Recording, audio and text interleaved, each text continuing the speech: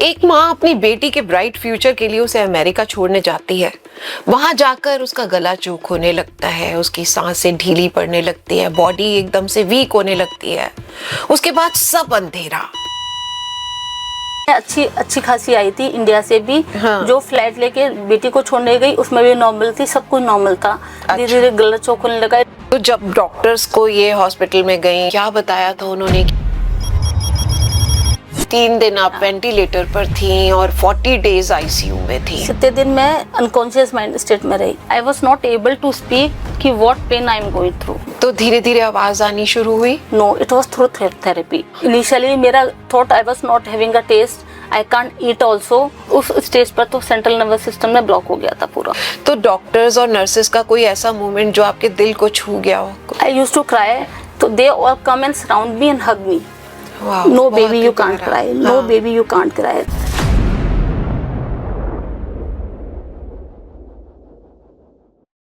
नमस्कार दोस्तों, कभी कभी लाइफ हमें ऐसे मोड़ पर ले आती है जहां सब कुछ रुक जाता है। एक माँ अपनी बेटी के ब्राइट फ्यूचर के लिए उसे अमेरिका छोड़ने जाती है। वहां जाकर उसका गला चूक होने लगता है, उसकी सांसें ढीली पड़ने लगती है, बॉडी एकदम से वीक होने लगती है। उसके बाद सब अंधेरा, मशीन, वेंटिलेटर, आईसीयू, और उन सब के बीच में पड़ी वो माँ यही सोचती रहती है कि क्या मैं वापस कभी इंडिया जा पाऊंगी, क्या मैं कभी ठीक हो पाऊंगी। दोस्तों, ये कहानी सिर्फ बीमारी या दर्द की नहीं है, ये कहानी है इंसानियत की, ह्यूमैनिटी की, उन डॉक्टर्स की जिन्होंने सिर्फ इलाज नहीं किया बल्कि हर पल उम्मीद बंधाई, उन नर्सेस की जिन्होंने सिर्फ ड्यूटी नहीं निभाई बल्कि उन्होंने परिवार की तरह एक साथ में खड़े होना दिखाया उसे। इस एपिसोड को एंड तक देखें। ये आपकी आंखों में हो सकता है आंसू भी दे दे, आपको कुछ सोचने पर मजबूर कर दे, एक लेसन दे दे आपकी लाइफ को लेकर, ह्यूमैनिटी का, होप का। क्योंकि ह्यूमैनिटी हो तो सब कुछ हो सकता है, जिंदगी खूबसूरत है, और अगर होप हो, विल पावर स्ट्रांग हो, तो भगवान भी आपके आगे घुटने टिका देते हैं। तो चलिए मिलते हैं इस ब्रेव हार्ट से, इस वॉरियर से, जिसने अपनी जिंदगी के इन पलों को जिया है और आज हमारे बीच में है ब्यूटीफुल रुचि अग्रवाल। रुचि, आपका बहुत बहुत स्वागत है। Thank you so much. Ruchi, मैं बता नहीं सकती मुझे आज कितना अच्छा लग रहा है तुम्हें यहाँ पर बैठे हुए देखकर, क्योंकि मैं बताना चाह रही हूँ, जब हमें ये खबर मिली थी when you were in USA और पता चला था कि ऐसा ऐसा हुआ है तुम्हारे साथ, तो हम लोग सभी लोग जो थे दिल से परेशान थे। मुझे नहीं लगता कि किसी ने प्रेयर नहीं की हो, हम सभी मिलकर प्रे कर रहे थे कि रुचि ठीक होकर हमारे बीच में आ जाए। So I am so grateful to God कि आज रुचि हमारे साथ में है और मेरे इस प्लेटफॉर्म, दिल से दिल की बातें के इस प्लेटफॉर्म पर है। सो रुचि, मेरा आपसे ना पहला सवाल यही है कि जब आप अपनी बेटी को छोड़ने के लिए यूएसए जा रही थी तो आप इमोशनली किस फेज में थी? दीदी, जब मैं वहाँ पे गई अपनी बेटी को छोड़ने, तो यहाँ पे जब छोड़ रही थी, यहाँ से जब जा रही थी, तो I was in a double mind कि ना वो मिक्स इमोशन थे मेरे।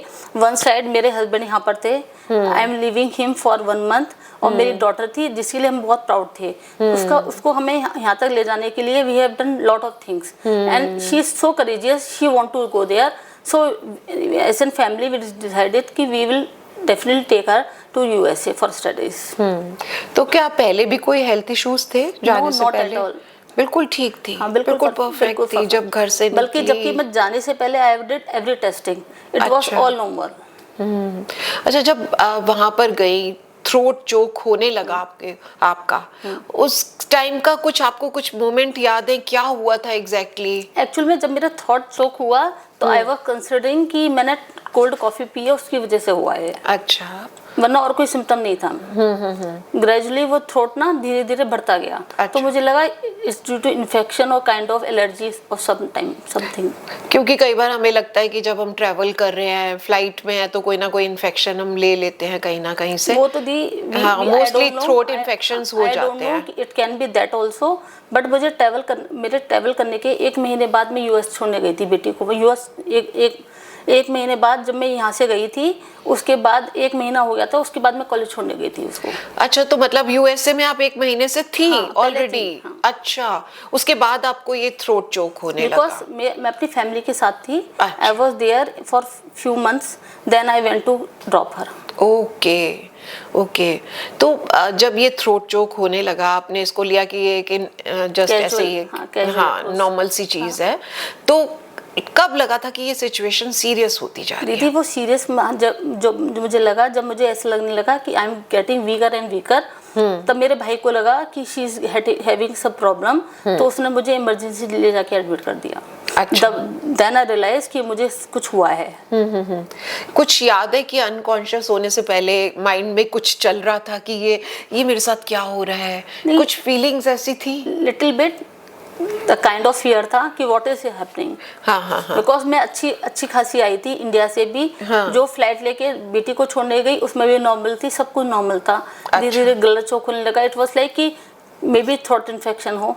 जब वह वहाँ पहुंची दीदी, तो इमरजेंसी में ये हुआ कि उन्होंने भी चेक किया, they said nothing, throat infection है, और मुझे डिस्चार्ज कर रहे थे वो। अच्छा, तो जब भाई को कैसे लगा कि सिचुएशन जो है वो सीरियस हो रही है? बेसिकली जब doctor asked me to sign, okay. When I was not able to sign, then he click कि something is wrong with her. अच्छा, तुम हाथ भी नहीं चल रहा था, हाथ चलना भी बंद हो गया था, आप साइन नहीं कर पा आई रही वाज नॉट थी? Able to sign. Oh my god. तो जब डॉक्टर्स को ये हॉस्पिटल में गई, डॉक्टर्स ने तुरंत क्या एक्शन लिया ऐसे में? Immediately they went for a testing and testing. Lot of testing happened.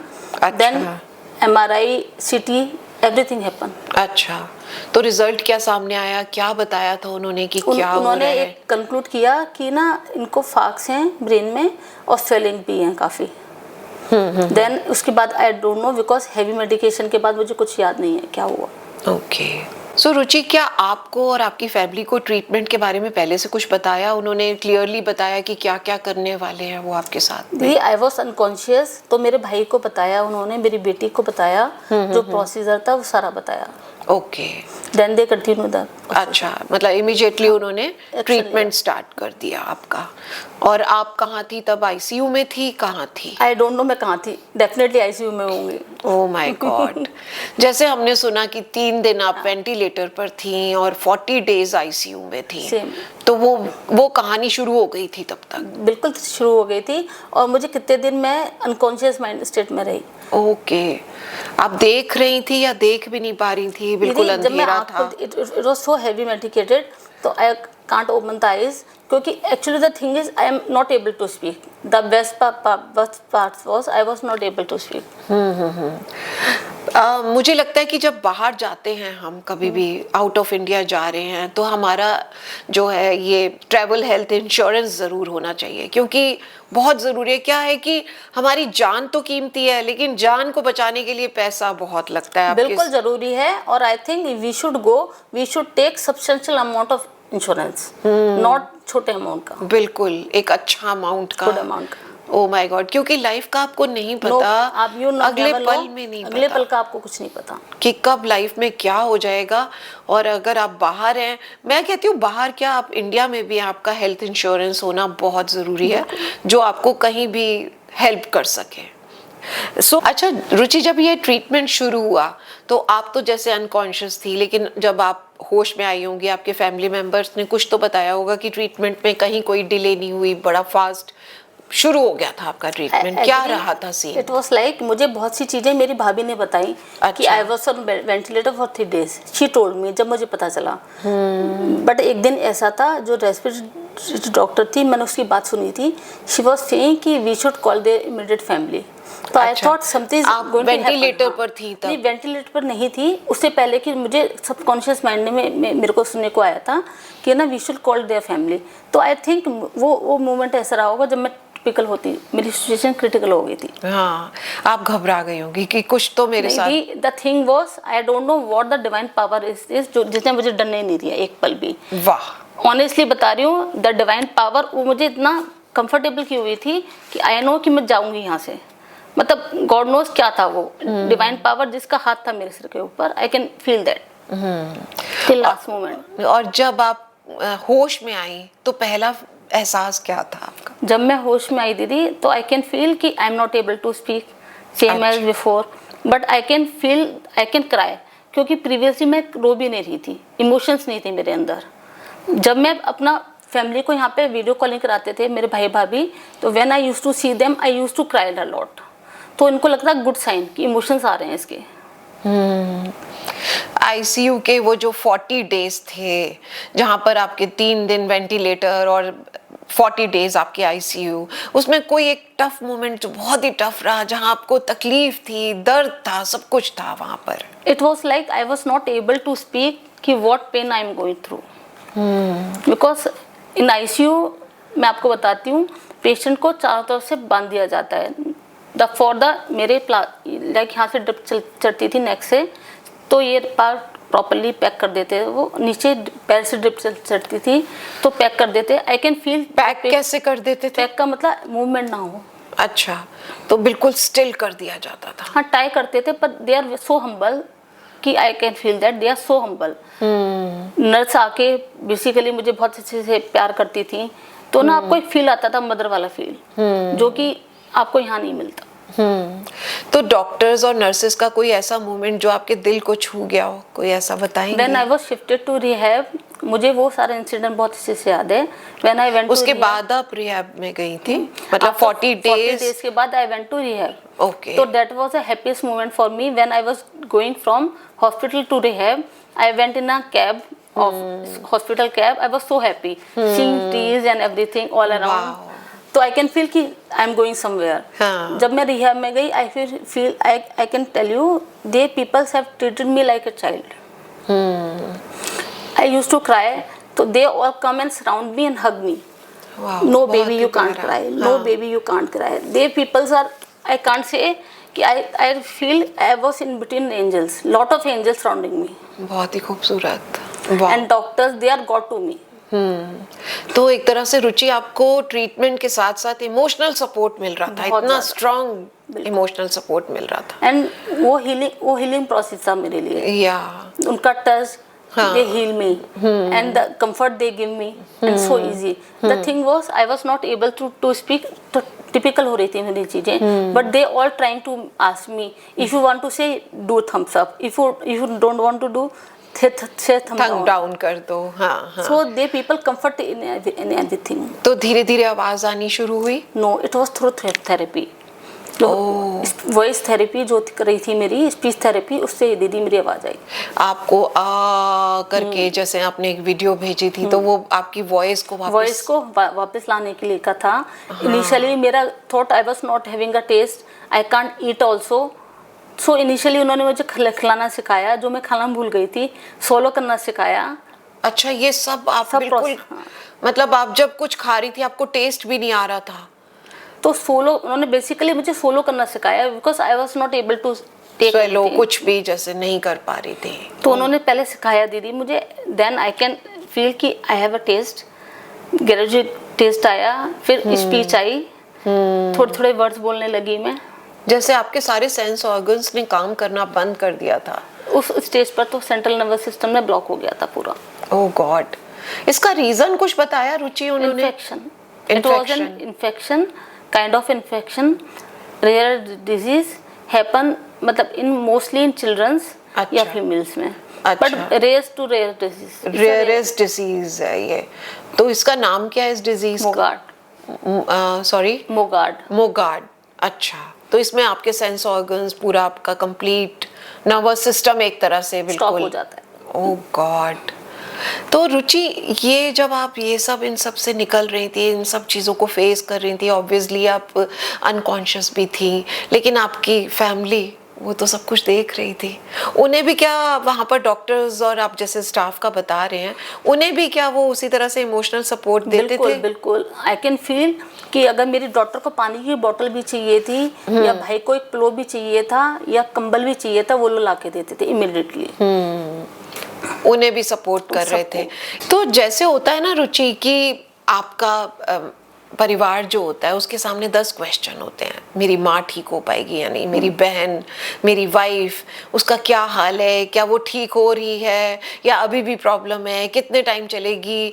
Doctors को भी कई बार नहीं पता होता, लेकिन डॉक्टर्स को जवाब देना होता है, एक सेटिस्फैक्टरी जवाब देना होता है। They used to have a meeting with my family. They used to answer each and everybody. In a meeting, everybody is called, therapists, all therapists, doctor, everybody is call in a single platform. अच्छा, मतलब फटाफट आते थे वो? नहीं, they used to come for a meeting. For a meeting, everybody हाँ। had to be there at that time. Okay, so In fact, when I was coming to India, we have a family training also अच्छा, कि मुझे कैसे ले जाना जाएगा और क्या क्या कैसे कैसे मेडिकेशन है, क्या क्या है, तो they have a family training. Okay, उन वो पूरी फैमिली ट्रेनिंग भी दी गई। आपको खाना वहाँ पर अच्छे से मिल जाता था? दीदी, it was as I am vegetarian, I want the food with no garlic, without egg also. So it was so hard for me. One day, chef came to me. What you want to eat? He told me, तुम 4 दिन से दही खा रही हो. How is possible? क्या खाओगी आप? तो I told her I want some veggies. So he cooked some veggies from his home. Bring it for me. Wow, अपने घर से बना कर लाए? Without egg and without anything. Wonderful. I hope हमारे इंडिया में भी इसी तरह के डॉक्टर्स और नर्सेज कहीं तो होंगे ज़रूर, आई एम श्योर, जो इसी तरह से अपने मरीज़ को देखते हो। क्या कहते हैं आप लोग? इस बारे में कमेंट ज़रूर करिए।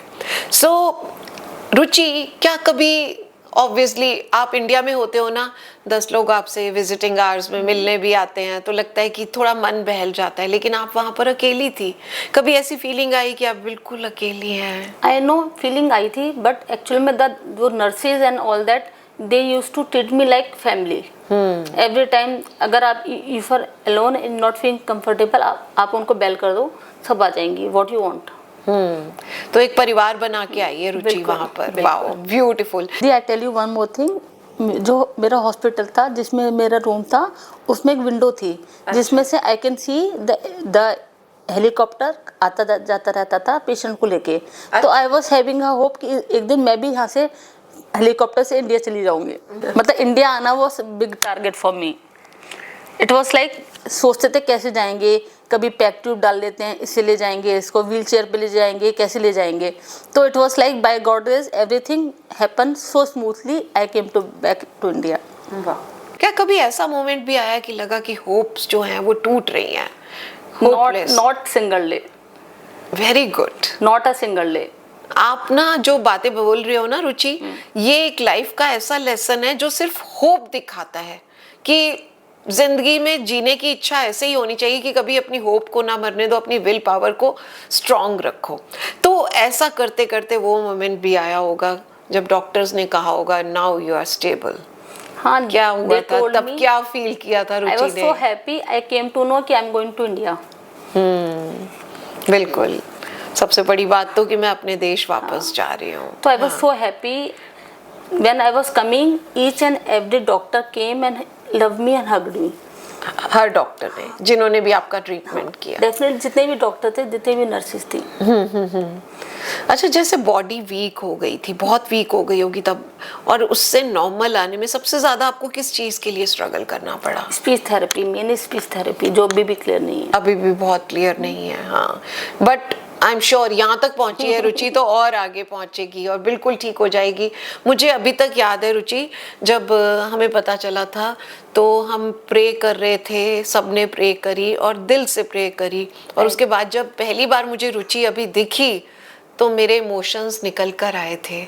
आई was so happy to see you, कि मैं आपको फिर से देख पा रही हूँ, एकदम सामने तैयार हुई खूबसूरत सी रुचि हमारे सामने थी। एक्चुअली में my family supported me like anything, कि you are a fighter, you are a fighter, so that I overcome from this. बिल्कुल, लाइफ उन्होंने आपको पूरा टाइम साथ दिया। हर किसी का परिवार साथ देता है, ये डिपेंड करता है कि किस इमोशन को लेकर आपको किस तरह से प्यार से आगे ले जा रहे हैं, आपको लाइफ को जीने का एक ही राह मिल रही है। और उसमें सबसे बड़ी बात तो जो पहला काम तो डॉक्टर्स और स्टाफ का ही होता है, और उन्होंने बहुत ज़बरदस्त तरीके से अपना रोल निभाया।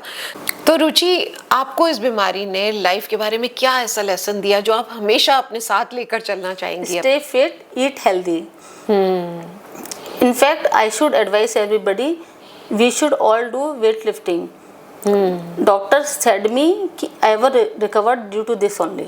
अच्छा, आप पहले से करती थी मसल स्ट्रेंथनिंग, वेट ट्रेनिंग करते थे। ओके, ये बात तो मैं भी मानती हूँ कि बहुत ज़रूरी है सबके लिए, हर लेडी के लिए ज़रूरी है, क्योंकि आपकी मसल में स्ट्रेंथ कम होती जाती है, मसल मास गिरता है आपका जैसे, तो आपकी मसल्स वीक होने लगती हैं। उस चीज़ को हम लेडीज़ नहीं समझते कि वी आर फिट, हम बिल्कुल ठीक है, लेकिन उसका कभी कभी हमें इम्पैक्ट बाद में आता है, और हमें कभी कभी ऐसी कुछ घटनाएं हो जाती है लाइफ में जब डॉक्टर्स कहते हैं या कोई कहता है तुम इसीलिए बच गई क्योंकि तुम वेट ट्रेनिंग करती थी। या and one more thing, you should also always value your family. बिल्कुल ठीक बात है, बिकॉज एट द टाइम जब आप ना एक उस पॉइंट पर होते हो कि आपको ये नहीं पता आप चले जाओगे तो पीछे कौन है, तो आप उसमें वैल्यू करते हैं अपने फैमिली। तब आपको लगता है क्या परिवार था, उस बिस्तर पर पड़े पड़े आदमी को परिवार की छोटी छोटी खुशियां याद आती हैं जिनको हम पहले वैल्यू ही नहीं करते। When I see my family here on a phone, तो I used to cry like this. मतलब non stop I can feel कि टीयर्स आते रहते थे। By seeing my पापा father and my mother-in-law here, I was crying like anything. ये बड़ा ही आपके लिए बहुत ही इमोशनल मोमेंट्स रहे होंगे। क्या होता है कि हमें लगता है ये सब तो हमें, ये हमारे आजू बाजू हमारे आसपास जितने लोग हैं यार ठीक है, हम उनकी कई बार कमियां ढूंढते रहते हैं, हम उनमें ये कमी है ये करते हैं, ये भूल जाते हैं वो हमारे साथ में आउट ऑफ लव कितना कुछ कर जाते हैं। क्या I tell you, I feel what telepathy work. I can tell you each and everybody जो जिसने प्रेयर भी की होगी, सारी प्रेयर्स मेरे पास पहुंची हैं, and I can feel the person also. बहुत अच्छी बात है। मतलब telepathy is a very good thing. हाँ. I can feel my husband with me, हाँ. my younger daughter with me, and my family with me, and along with my friends. Okay. I can feel each and everybody. Okay.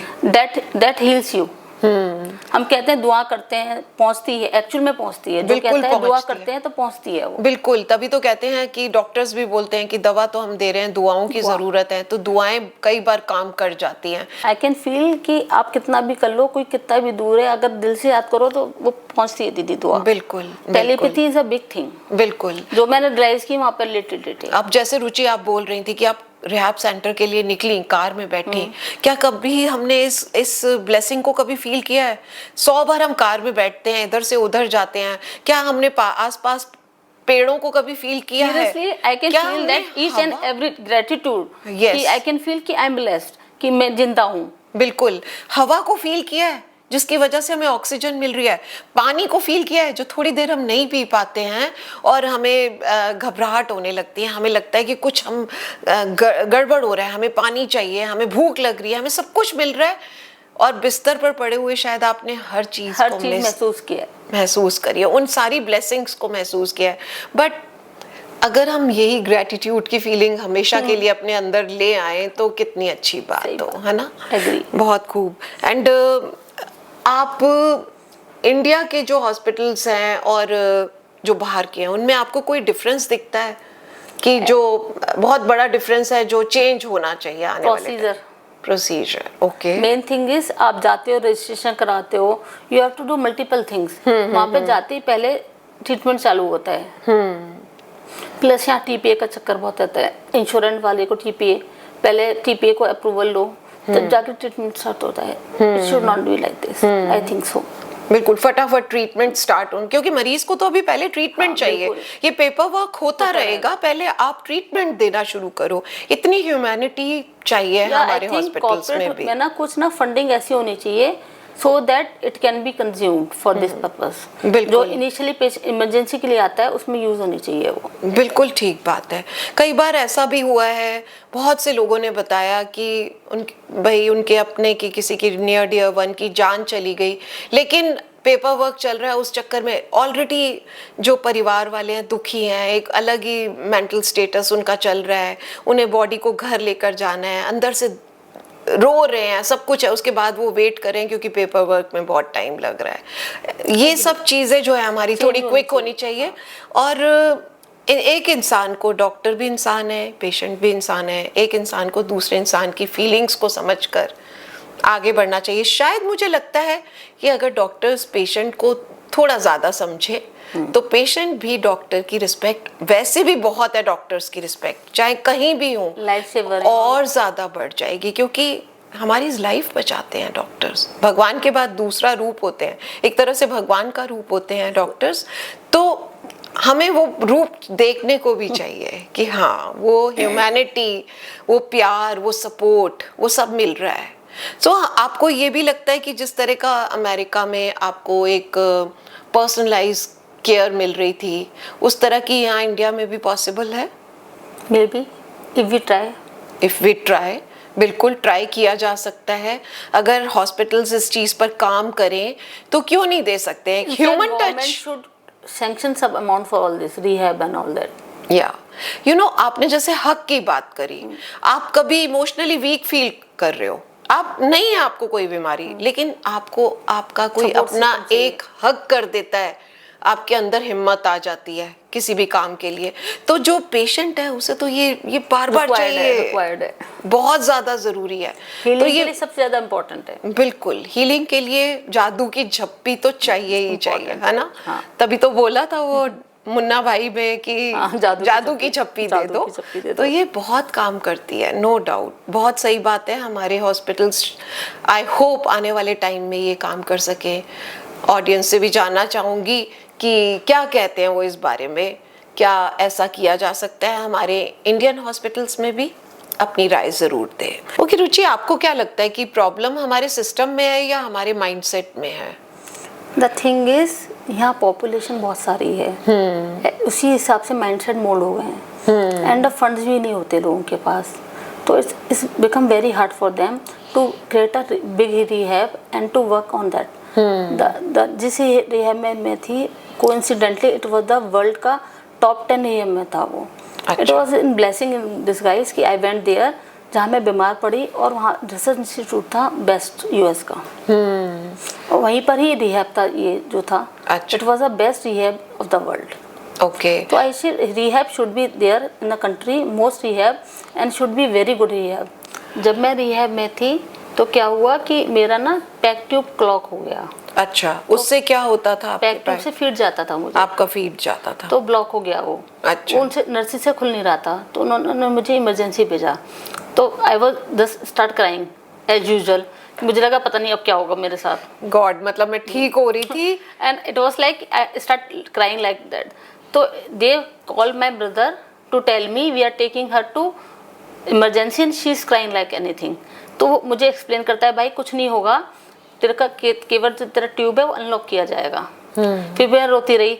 फिर जो lady जो मुझे लेके जा रही थी emergency में थ्रू एम्बुलेंस, वो उस बेचारी को लगा कि मैं ना सुन नहीं पा रही हूँ या बोल नहीं पा रही हूँ, तो मुझे इंग्लिश आती भी है नहीं आती, उसने ट्रांसलेटर लगा के मुझे सुनाया, आपका परिवार आपको हॉस्पिटल में मिल जाएगा। So sweet of them, they are so good and they were so good trying to console me every time. जैसे ही मैं वहाँ पहुंची तो मेरी डॉटर सामने खड़ी थी। हाँ। उसको बुला के लेके आई कि देखो तुम्हारी मम्मा रो रही है। मतलब उन्होंने रास्ते में ही आपको एक तरह से पूरा तैयार कर दिया था कि घबराओ नहीं, कोई ना तुम ठीक हो जाओगे। हाँ। और वापस ठीक होकर फिर से आओगी। The thing is they do their all efforts कि शायद इंग्लिश नहीं आती है तो हिंदी में समझाते थे। हाँ, ट्रांसलेटर लगा दिया। तो I was so I can say कि वो क्या मोमेंट था मेरे लिए। रोते हुए भी आई कैन फील उनका जो वो था behaviour, it was so good and so kind. The peoples are very good. Very good. मैं तो फैन हो के आई हूँ वहाँ से। मतलब आपको ट्रीटमेंट मिल गया, उसके बाद रिकवरी के लिए आपको एक रिहैब की ज़रूरत है जो बनने चाहिए, और वहाँ पर भी पूरे जो ट्रेन डॉक्टर्स हों, सारे जो भी लोग हों, नर्सेज हों, स्टाफ, थेरेपिस्ट, बिल्कुल थेरेपिस्ट ऑल्सो, बिल्कुल थेरेपिस्ट जो हों वो इतने ट्रेंड हो कि वो आपको ट्रीटमेंट भी दें, इमोशनल सपोर्ट भी दें, प्यार भी दें, प्रोटेक्शन भी दें। जिस तरह से आप ठीक हुए उसी तरह से बहुत से पेशेंट ठीक होकर आ सकते हैं हमारे इंडिया में भी। और मैं ये नहीं कह रही, बहुत से लोग होते भी हैं ठीक, लेकिन हम अगर सिस्टम को थोड़ा सा बेटर बना सकते हैं तो व्हाई नॉट, इस पे काम करना चाहिए, है ना? सो ये भी एक क्वेश्चन है आप सबके लिए कि आप क्या सोचते हैं इस बारे में। हमारे साथ ज़रूर शेयर करें अपना ओपिनियन। अच्छा रुचि, आपने अपनी मतलब बेटी को कोई मैसेज देना चाहेंगी जिसको आप छोड़ने गई थी वहां पर और उसने आपको उस फेज में देखा जो वो सोच भी नहीं सकती थी? I want to say not only my daughter, to everybody, be kind with everybody, be helpful. आप अगर किसी को हेल्प करते हो तो गॉड आपको 10 टाइम्स देता है उसकी हेल्प. इट्स नॉट अबाउट कि एक पॉकेट से जाएगा तो वही जरूरी नहीं है वहीं से लौट के आएगा. It can be from the other pocket. बहुत खूब. I can tell you the example.